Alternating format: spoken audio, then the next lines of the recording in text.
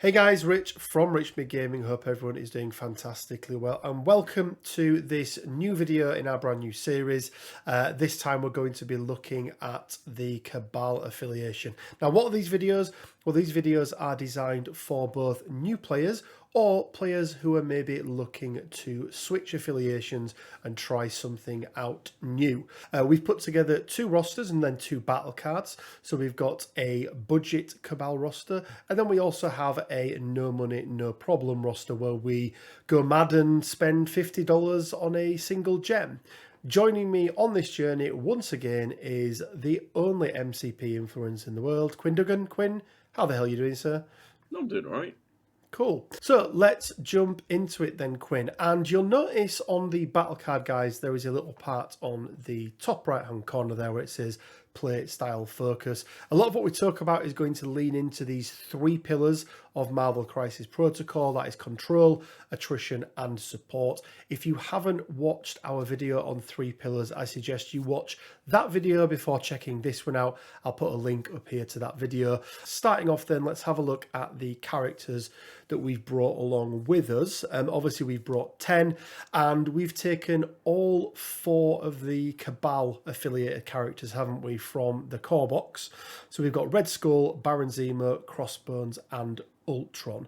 And I want to just pick Baron Zemo out from that list. One of the most valuable, if not the most valuable character in the box. The main reason behind that being strategic genius, which, for those of you that don't know, is sort of like a 2-inch aura around him that provides a single reroll to any allies within range on attack or defense, which is just really good as like a passive thing that you don't have to pay for. Obviously, Crossbones has had a bit of a resurgence of late, and the reason for that is his partner in crime, our second leader of the affiliation, which is Sin, coming in pack CP61. And we mentioned this in the Avengers video, but wherever possible, especially in these new lists that we're putting together, and especially for the budget lists, if we can include the second leader into that roster, we're going to try and include it if we can. And I think you touched on it last video, Quinn. It really does give you some more life from this roster because you can mix up the play styles quite considerably by jumping from a Red Skull leadership to a Sin leadership. Yeah, it gives you a lot more space to explore before you feel the need to like go on to something else. Alongside Sin, we have her counterpart in CP61, which is Viper.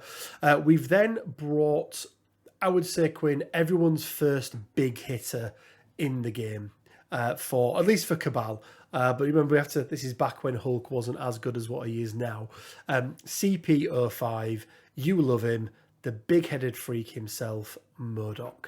Rounding it off then for the extra packs for our third pack, CP65, Hood and Dr. Voodoo. Hood's a really nice fit in Cabal. He's got some rapid fire tech that we'll go into. And we figured, Quinn, didn't we, that if we were paying all that money for Hood, Dr. Voodoo is a really nice 4th threat. And he brings some control that, especially the Red Skull list was missing a little bit, wasn't it? So, and then rounding out the list is we have stolen Natasha Romanov from underneath Steve's nose. She's a double agent. She is a double agent. Triple agent, maybe. I don't know. Because it really wasn't viable, Quinn, was it, to look at either of the two affiliated 2-threat characters for Cabal, that being Bob and Bullseye. Yeah. Because really, we're not going to use Deadpool. He also comes in a more expensive pack. I mean, he does have rapid fire-ish, but then also we've got Daredevil, you know, is it the ballerina of Hell's Kitchen that you refer to as, Quinn? So there just wasn't enough value in either of those packs. And she works absolutely fine in a Cabal roster and in both a Sin and a Red Skull roster as well. So rounding out our 10 is Black Widow. We are not in the same position as we were with the Avengers budget list in that whilst we've taken 5 of the crisis cards from the core box. We are swapping out, I think I want to say Spider Infected Quinn is the one that hasn't made it. And that's been swapped out for the alien ship that comes with Murdoch in CP05. I think overall, Quinn, they're not too concerned, are they, about the threat level? So these 6 are kind of okay for Cabal, aren't they? Yeah, they just sort of want to shoehorn the pieces they need into whatever threat level that they have available, don't they? Yeah. So let's take a quick look then at the tactics cards. And once again, we've used quite a few from the core box, but we'll go through them. We're actually using 2 of the Cabal cards this time, Quinn. So we've got Cosmic Invigoration and Dark Rain. We've then got quite a few character cards. We've got the Age of Ultron, Illicit Tech. That's a really nice attack that opens up for either Crossbones or Sin.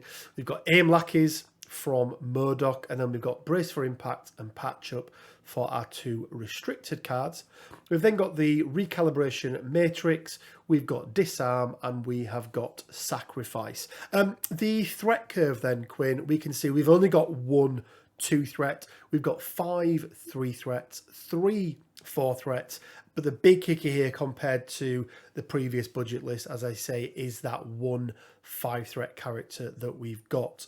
If we take a look at the Playstyle Focus then, this really is an attrition focus list. 50% attrition and then 25% control and 25% support. So the attrition really is coming from all of the attacks that we can do. We've got rapid fire characters, we've got throws from Ultron that can be either terrain or be individuals. You know, Crossbones Quinn is, yes, he's got his throw off the back end of his spender, but you know, he's a boy that's in there to get down and dirty and do some damage to people, isn't he? Yeah, he's either there to do that or to just sort of stand there in the way of everything. And then we spoke about the control, and we spoke about how the majority of that is coming from Dr. Voodoo's Brother Daniel token, and the fact that he can push that on to somebody and basically just make them a little bit useless when it comes to scoring VPs for whilst ever it's on. But we do have other elements of control as well, don't we, with Murdoch's bow, and then also Sin's leadership ability, which is a bit of a crazier one, and Sin's leadership is one of the reasons why we've deemed this, or you'll see, you know, I think it's a little bit more difficult to play than Sam's leadership, but there's an element of control in there as well, isn't there? Yeah.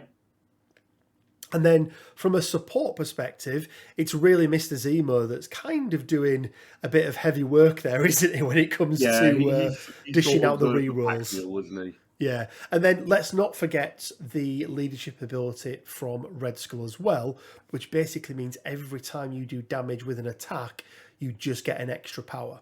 So if you do 1 damage on a builder, you're going to get the power from the damage you do and an extra power as well. But if you use something like Doomsday Chair from Murdoch, you can spend, I want to say it's 3 or 4 power, Quinn, for Doomsday Chair. 3, I think. 3, yeah. So you can, if you do 1 damage on the first hit, and you can trigger the second, you can actually get 2 of that 3 power back by doing damage on the first and the second attack. So that's kind of where the support element comes into it. Pros and cons then, Quinn. So pros, once again, we've got 2 leaders to choose from. And as we mentioned, we're always going to try and do that where possible. There's some really nice synergy between Sin and Crossbones. It's not quite at the level of husband and wife with Corvus and Proxima, where either character can do it. But, you know, it's you know, one direction, but it can still be really, really good, sort of having that free follow me, can't it? Yeah, priority control is a very big thing in this game, especially for attrition lists, because you know, there will be situations where you're losing priority. If you then do that activation back to back, you're getting it again, which means that you're getting the drop on your opponent with the first activation next round. Yeah. We've got some access to big mystic attacks. Now, if you guys remember back to that first part of the Avengers one, that was what they were missing. This is probably why they score a little bit higher, or quite a bit higher actually, on the attrition side than what the Avengers one did. And as we mentioned, we've got some great control from Voodoo. Probably, when we talk about control characters, whilst he's got a lot to the rest of his package, Quinn, there are very, very few other characters that can do what he can do. Isn't it? Which is like, drop that, you're not having that anymore, and also don't score any VPs or anything this round, which is pretty good. You've always got to factor in the fact he's got a character throw. And he's got a character throw as well, yeah, and terrain, which is which is also really nice. Cons, because there are some in this list, and they definitely should be highlighted. No affiliated 2-threat, and Quinn, we spoke about like it's really important to have an affiliated 2-threat. Why is that exactly? What's so important about having that 2-threat character in your roster? It just makes building your squad that bit easier. So when you are taking an affiliation, say Cabal, in order to get any benefits for being part of that affiliation, you need over 50% of your characters to be part of that affiliation. Which means that, if you've got a 5-character list, that needs to be minimum 3 that are part of Cabal, and then potentially 2 from outside sources. Just having an affiliated 2 means that you can bring in bigger guns from elsewhere, which is, always beneficial. Yeah, and that's the real problem, isn't it? Is that 5 is kind of okay, but it's when you get to those even numbers. So if you've got 4 or 6, you need 3 and 4 characters respectively that are affiliated to keep that affiliation bonus. And if you've got 2-threat, if you don't have a 2-threat that is affiliated, then it means that's one less threat to be able to then spend, as you say, Quinn, on a big threat character that may not be affiliated but just works really well with the team. As we put in the other list, we've got unoptimized crisis selection, but that's to be expected when we've only got access to 7 in total. One that I did put in here, Quinn, as well, is that this team can be undone by enemy pushes and throws. Pushing MODOK back, throwing MODOK back, whilst it's harder now because he's at that size 4 level, which makes it that more difficult. If you do push him out of the way, it can be a little bit harder, can't it? Now, to counter that, you've got people like Red Skull who can help him back up the table. But it is something to be aware of, that they can be a bit undone by that. And then really, MODOK doesn't like a D map on the secures, does he? So it's one of the things that if you come up against a D map, that may be where I would say, Quinn, at least, that pivoting into Sin and maybe a 6 wide, lower character threat roster or squad, will probably work better than taking that core of like Red Skull, Baron Zemo and MODOK, I think. Yeah. Quick look at the packs that we've used then. As we mentioned, we've got CPO1, CPO5, CP61 and CP65 coming in at a total cost of $214.80. We mentioned it in the last video, nobody's ever going to pay that much money for these boxes. If you would like to buy these or get hold of these characters and boxes at sort of 25+% discount, head down into the description below. There'll be a link to Elysium Wargames, the sponsor of the channel, where you can buy all of your Marvel Crisis Protocol goodies. So Quinn, rounding out the roster then, let's take a quick look at the final 4 things. So first of all, it's cost. Now, this really... It's down at the $1 out of $5. It's a really, really cost effective. Yes, $200+ is not an inexpensive amount of money to spend, but compared to some of the other rosters that we're going to put together, it's quite a steal to say that. And there's a lot of inherent value, Quinn, isn't there, in all of the packs actually that we've picked for this roster as well. They're characters that you're going to be able to use over and over again in other lists. Yeah. Difficulty, Quinn. Now, I think we ranked the Avengers one at 1 difficulty out of 5, or 1 skull out of 5. But I think, as we mentioned earlier with Sin, having Dr. Voodoo in there, he's a newer character, so he brings some more complex mechanics. And then I think the inclusion of HUD Yeah. just makes it that little bit more difficult, and the learning curve that little bit steeper, doesn't it? Yeah, it really does. But I mean, like, it's nothing to be intimidated by. Like, you will find your groove with it, like, Oh, absolutely. fairly Yeah. quickly. Yeah, absolutely. So we've put it at 1.5 difficulty, so 1.5 scores out of 5. And then adaptability. I'm going to say, we've got 2 leaders, so that is absolutely a really, really good thing because, Sin, you tend to run in wider lists with more characters, and obviously Red Skull, you're going to be running, 1, maybe 2 characters less with maybe a big hit like Murdoch. So you've got some really nice adaptability there. But I don't think it's quite at the same level as that first Avengers roster that we put together. So I've just given it three wilds out of 5. I feel like that's a fair reflection Yeah, of it. like, it's somewhat held back in that regard by the inclusion of Modok, because whilst Modok is a very powerful piece, he's not the most flexible. Yeah. But I feel like whereas Hulk, I don't think was necessarily needed 100% in that budget list. I feel like the Cabal really need Murdoch in there to be viable in any way, shape, or form, when we're restricting it in the way that we are, I think. Yeah. So finally then, Quinn, is the overall roster score, and that is a score of 6.1 out of 10. How do we get to that score? Well, we add up all of the different points that we've looked at. So the attrition, the control, the support. We've looked at where they sit in the balance and then how good they are at each of those things. And then we take a look at the cost, the difficulty to play, and the adaptability of it. And we come up with a magic number that, for this case, is 6.1 out of 10. So, Quinn, once again, it's going to fall into that category, isn't it, of it's a great first roster. You're going to be able to turn up to casual games and have fun. You're going to be able to turn up to competitive games and not get absolutely steamrolled by somebody. This list is going to be able to hold its own, but It's going to give you a fighting chance. yeah, but you're probably not winning a big event or tournament with it or anything like that.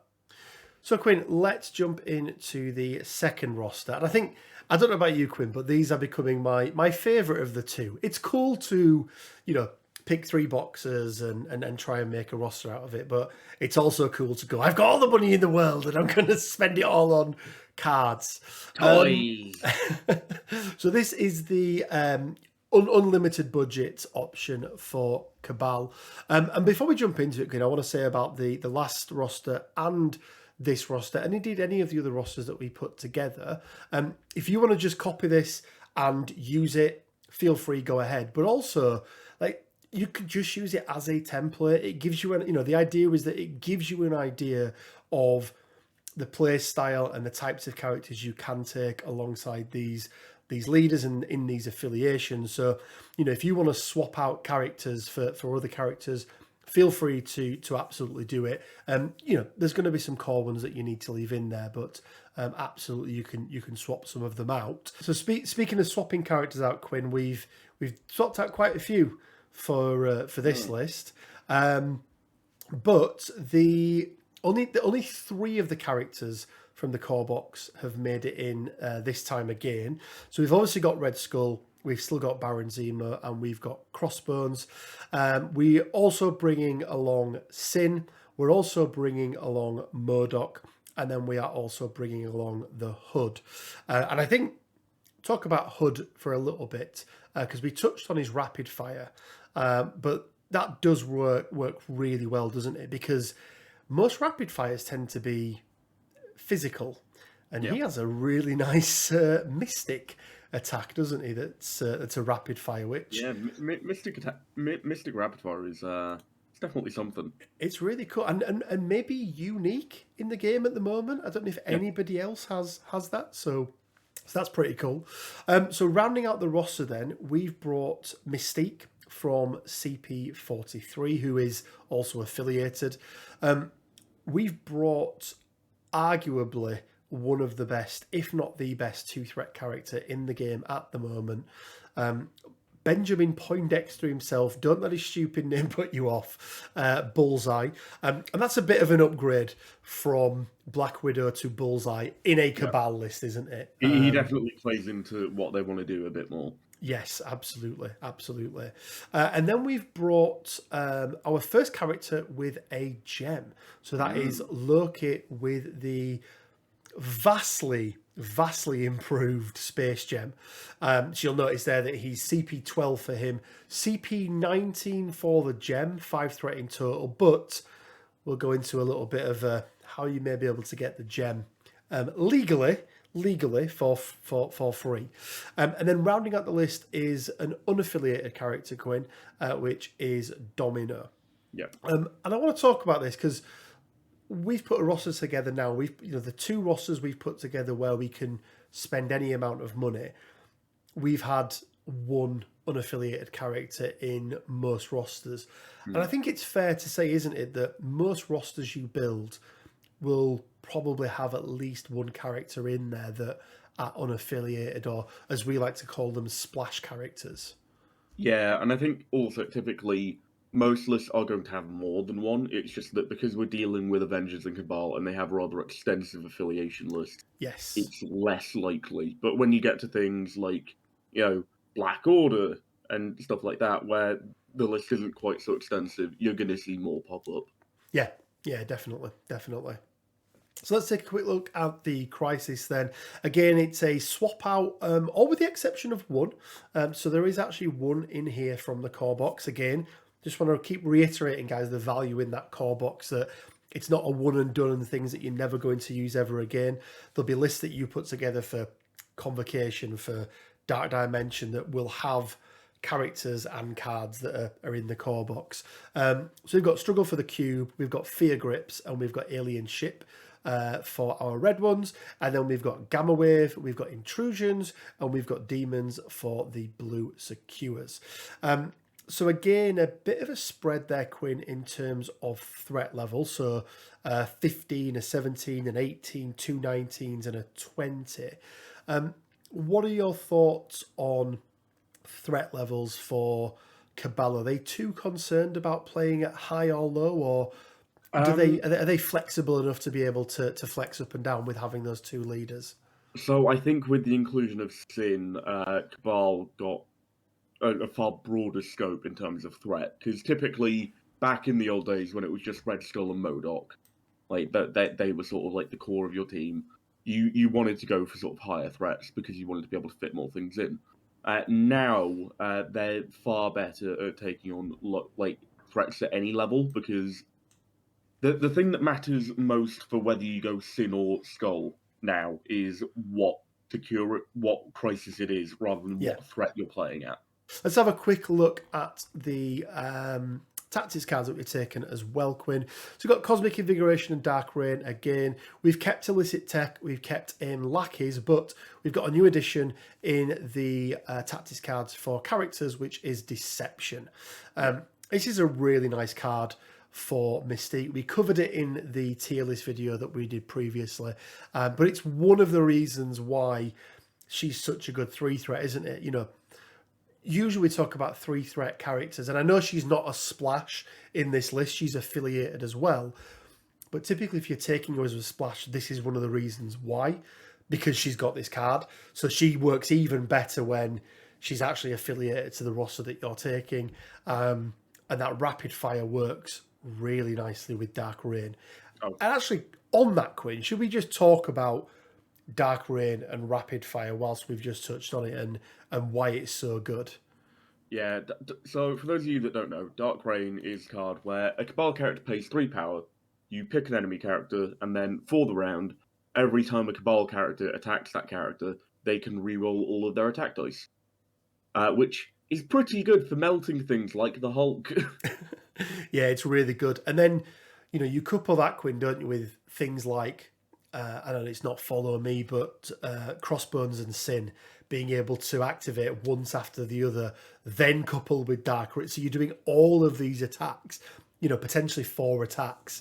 6 attacks if you get the rapid fire from Sin, which I think is automatic on Sin. I don't think there's a trigger on Sin, it. it's automatic. Yeah. I think for this list, Sin is the only one with an automatic rapid fire.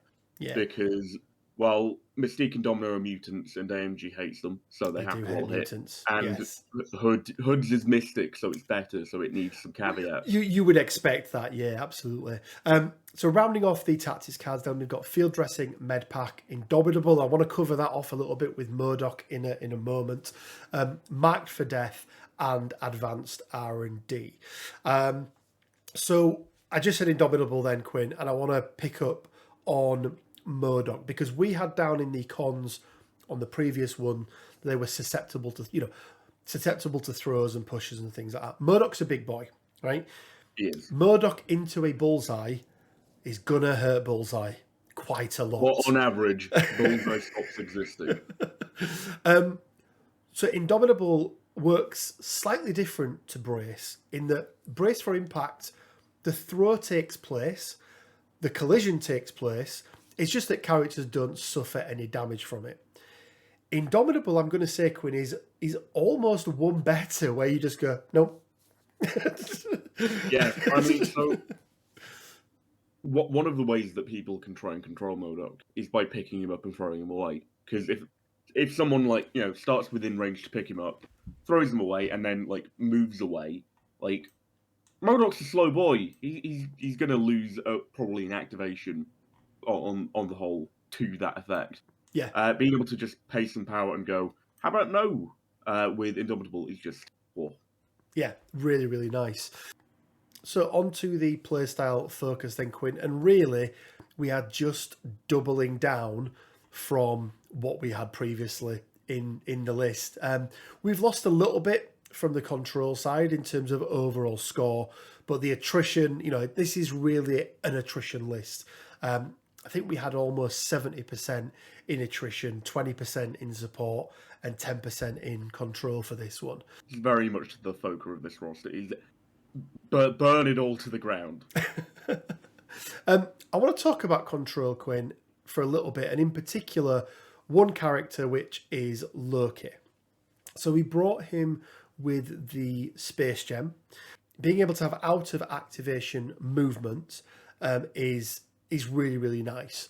And it's a real sort of nice support mechanic.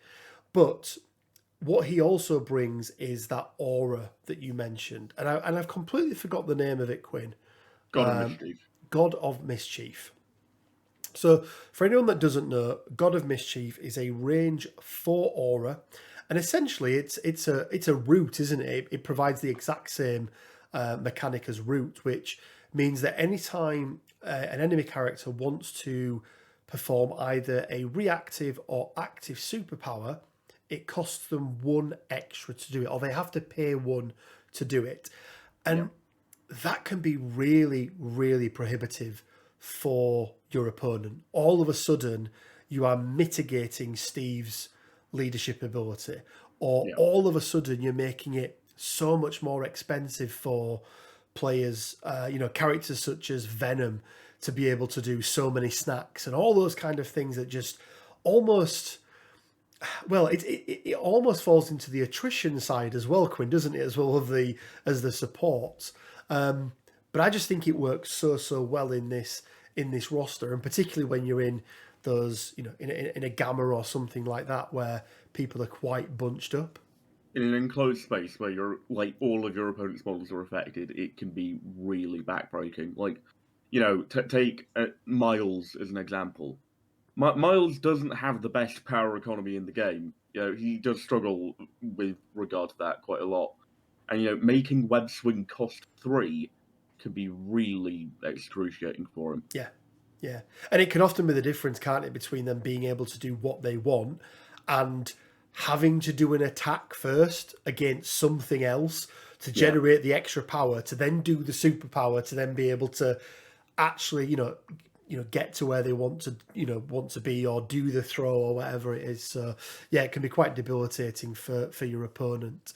So we've got the pros down. Affiliated 2 threat, one of the best in the game, Quinn, without a shadow of a doubt. He's pretty good at murder. Yeah, Dark Rain synergy with rapid fire, as we covered off, is really nice. And then, and it seems like such a generic one to put out there, but just huge overall damage output. something we didn't touch on in the last video, and it's probably worth mentioning, is Cosmic Invigoration and the synergy that has then with a big hitter like MODOK. So for anyone that doesn't know, basically you being Red Skull and then a character within 2, I want to say it is, spend 2 power each, and you remove and activate a token from a character. Now there is a kicker. They're going to take damage based on the number of is it hit crits and wild, or is it skulls? I think with it's hit that crit one? wild 5 dice. So on average, Yeah. you're taking 2 to 3 damage to Yeah, do it. But which another activation is pretty damn good. yeah, absolutely. And then power generation, Quinn, is just amazing for these guys, isn't it? That 1 power per attack if you do damage. Yeah. Is just I mean, super not good. only that, but having so many rapid fire attackers that guarantee generation of power is also very nice. Yes, yeah, absolutely. Yeah, those four dice, flat builders can be really, really good. Cons then, Quinn. So again, we've got that reliance, haven't we, on a single big hitter. Now, I've put single big hitter because whilst Loki is a 5-threat character with his gem, and yes, he can count blanks in his attacks. If he is it I am a god, I think is the superpower. I still don't consider Loki with the gem as in that, even though he's 5-threat, as that big hitter category in the same vein as a MODOK or a Wanda. Loki is relatively easy to kill if you focus on him. Whereas, you've got your likes of MODOK and Scarlet Witch, where people need to focus them down. Scarlet Witch less so, but typically when Scarlet Witch is activated, there aren't people left to try and kill her. Yeah, absolutely. Other cons, Quinn, is that right now Cabal, they're just not the most competitive affiliation in the game at the moment. Now, that's not to say that you're not going to be able to win games with Cabal. 100% you absolutely can. But you're going, they're not, they're a little bit under the curve at the moment, Quinn, aren't they? They're not in the sort of, Asgard Defenders, type of realm. They've got a clear play style, as we've outlined in this video, and they've got some nice supporting cards for that. They're just missing a little bit of something, aren't they, in terms of affiliated characters and that sort of thing. And then the last con is that, and I thought this was more of a funny one, Quinn, to put down. In this list, we've paid $49.95 for a single space gem, which I would say is a big con to a list. But legally, you can actually go to the AMG website and download it for free because it was one of the errated cards, and obviously all of those cards are available free of charge. So otherwise, you need to get it with the Ebony Maw and Black Dwarf pack, which may not be the most valuable way But you can also get it with Thanos. You can get it with Thanos as well. Probably a bit better. Yeah. Packs used, I'm not going to reel off the list, Quinn, because it's a big old list. It is, yeah. But the total cost is $699.20, which, if nothing else, makes me go, how much money have I spent on this game? But I've put in brackets there, $749.15. That would be the cost if you were to buy the CP19 as well. If you chose not to get the card for free. But let's, Quinn, go into the final part then of the roster, which are the final 4 things. So costs. It's a big old cost, Quinn, isn't it? And it's hard to get over the fact. So it's for me, it's $4 out of 5. I think there's probably going to be ones that come in more expensive. That have to be. But this is a very expensive list, and actually what we may see is that this may end up being only sort of 3.5 cost when we do the rest of them as well. Difficulty. There are some new mechanics, Quinn, that you're going to have to learn for this list, aren't they? The way in which you use Loki when Yep. to use, is it probability manipulation on Domino? Is that the one? Something I want to say yes I because think her I think it defensive is. thing is Um, I'm just lucky or something. yeah, when to use that. One thing I didn't mention as well is that when Loki flips, there are extra things on his card. So all of a Yep. sudden your opponent can't explode crits as well. So I always think when a character flips and is different, it adds a level of complexity in because it's It's another something thing that else you to have to remember. remember, right? You know, Mystique has her reactive ability or her passive ability, sorry, that means that other people can't use reactive. Now, Yeah. what I often find with that one is that other people forget, so you have to remember and remind them that they Which can't is do that. also another thing with Loki as well. People will forget that they have to spend another one. Absolutely. Yeah, absolutely. So I think this is not a difficult list. We're going to go into some of the other rosters that I would say are less new player friendly. I still think for a new player, even this no money, no money object list is still a fairly friendly list. So I've Yeah. given it two skulls out of 5 for difficulty, which I think is fair. Yeah.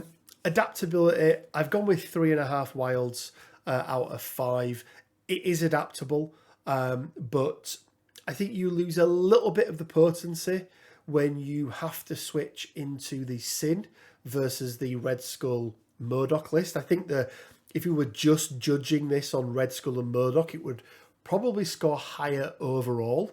But I think the addition of Sin, you lose a little bit in terms of the overall damage output and everything like that, but you do gain some from the adaptability side of it.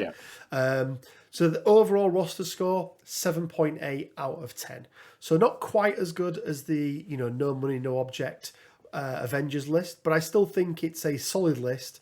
They're not the most competitive of affiliations at the moment, but you're going to be able to rock up with this and have some real fun and cause some real problems for your opponent. Even today, he was the, essentially the second character pack released, after the core box and after Hulk, even though they all came out at the same time. You put Modok on the table and your opponent still goes, oh no, like Yeah. I'm going to have a plan to deal with him. So he's still very potent, and I think he's still got a lot to be able to offer. So there we go, guys. That is our roster breakdown for Cabal. Hopefully that's been useful. And if it has been useful in any way, shape or form, all I ask is that you hit that like button. If you want to support the channel even further, we do have a Patreon link down in the description below. And we've got our merch store where you can find some really cool MCP inspired t-shirts. We also have a Discord. It's completely free. Head over there. Again, there'll be a link down in the description below. Sort of 300 plus people on there now, talking all sorts of MCP things and rosters as well. So if you've got a roster that you want somebody to take a look over on, or you're not quite sure who should fit in your roster, there's some great players on there to give you some advice. As always, guys, it leaves me with just enough time to say stay well, keep safe, and until next time, bye for now. See ya.